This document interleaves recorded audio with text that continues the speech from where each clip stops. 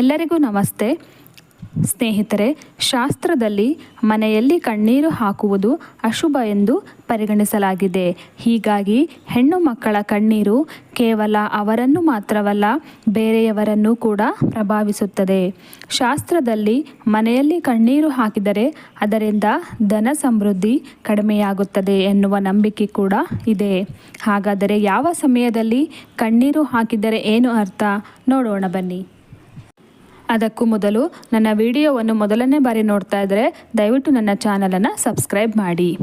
ಸ್ನೇಹಿತರೆ, ಹೆಣ್ಣು ಮಕ್ಕಳು ಮುಂಜಾನೆ ಅಥವಾ ಬೆಳಗಿನ ಸಮಯದಲ್ಲಿ ಕಣ್ಣೀರು ಹಾಕಿದರೆ ಗಂಡನಿಗೆ ರೋಗ ಭಯ ಕಾಡುತ್ತದೆ, ಹಾಗೆ ಆರೋಗ್ಯಕ್ಕೆ ಕುತ್ತು ಬರುತ್ತದೆ.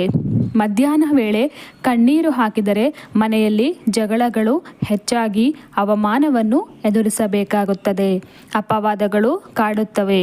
ಅದೇ ರೀತಿ ಮುಸ್ಸಂಜೆ ಸಮಯದಲ್ಲಿ ಹೆಣ್ಣು ಮಕ್ಕಳು ಕಣ್ಣೀರು ಹಾಕಿದರೆ ಗಂಡನಿಗೆ ಉದ್ಯೋಗದಲ್ಲಿ ಸಮಸ್ಯೆಗಳು ಎದುರಾಗುತ್ತವೆ ಎನ್ನಲಾಗಿದೆ.